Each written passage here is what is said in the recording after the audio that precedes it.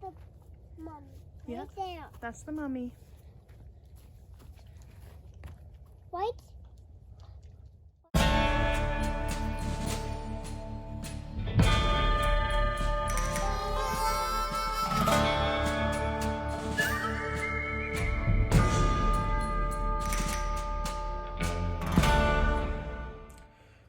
Well, good morning, folks. Welcome back to the farm. Welcome to the studio.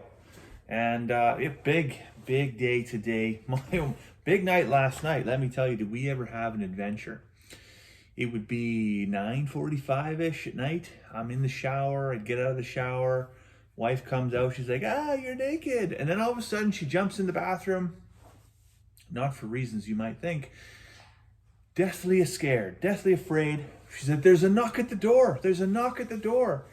And I thought, well, what could it be? But what can I do? I'm standing there in my birthday suit. So scramble as you might, try and get on some underwear. And I kind of tripped into my underwear and smashed my elbow off the bathroom countertop. So that was off to a great start to the races.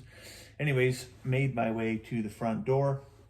And it was actually the neighbor to the north saying, hey, your horses are in our yard. And he said there's 4 horses, and I should have immediately clued in that there was something wrong with that picture, because we've only got 2 horses and a donkey here right now.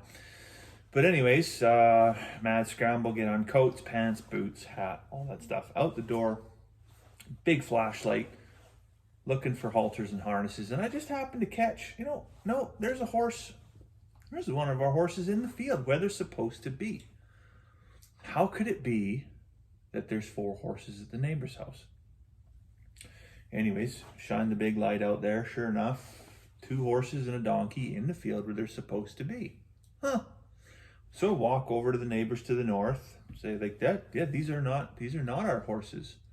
Turned out they were the neighbors to the east. So they're not that far. We'll just walk the horses down the road, and they kind of have a mind of their own, because they're 2 of them are minis and 2 of them they're just full-size horses. But anyways, they just got a mind of their own. Get them down to the neighbor's yard and ring the neighbor's doorbell. I don't have my phone on me this time because, it's in the bedroom. I was showering at the time and the door got knocked on, obviously, right? So I'm just ill-prepared for this adventure. Get to the neighbor's house, knock on the door, ring the doorbell. Nobody's coming. I can tell they're home. Their vehicles are home. There's lights on in the house, but they're not coming. Turns out they thought, somebody was up to some nefarious business. But after a while, they did eventually come to the door and realize that their horses were out, and we got them back in. Anyways, that was last night's adventure.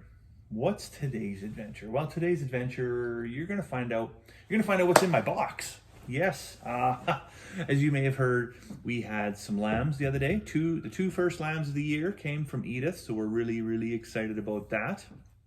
So later today, I got to run out with the box, get the boys, they're 2 boys, right? Get them all banded up, get them ear tagged, get them out of the barn and into the field with the rest of the flock. So pretty pumped about that, to see that we're off to the races with lambing.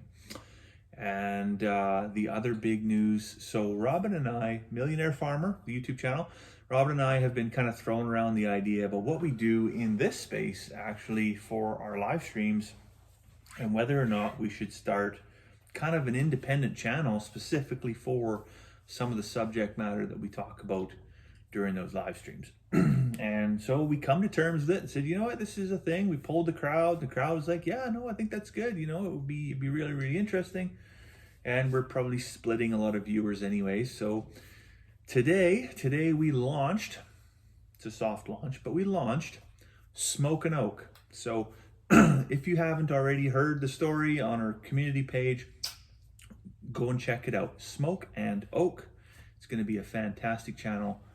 This is the space, the gentleman's study. We're going to host all the live streams that go into that channel. Very, very excited about it. So it's going to be some good discussions, men's health, agriculture, product reviews, whiskey tasting, good fine cigars, the chivalric code, all kinds of cool stuff we're going to talk about.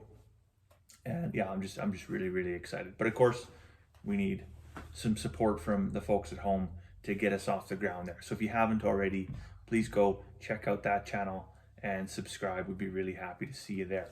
For now, I'm going to hop in the tractor. I'm going to go feed the bulls. You kind of come with me, Charlotte?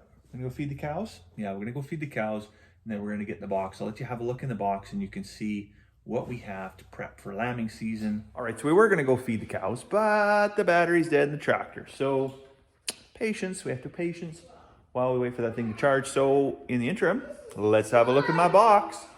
So this is a Little Giant Duratote. I got it for Christmas a couple years back, actually. It's absolutely awesome. Helps keep everything organized for lambing season.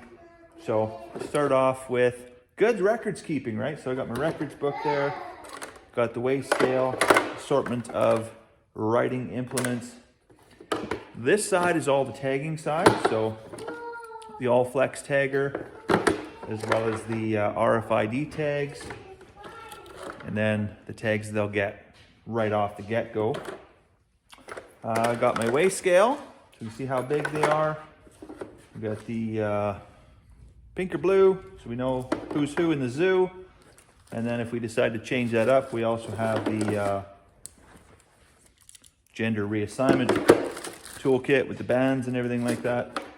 And then of course a good All Flex tag pen, very, very important, so that we can get the tags done properly. These are numbered, but of course we also put unique markers on the back side so we know who their mama is. It just helps keep everything organized. So we're gonna go do this first. We're gonna band the lambs, get them all tagged up, get them out in the field with everybody else, and then we'll come back and hopefully the tractor starts.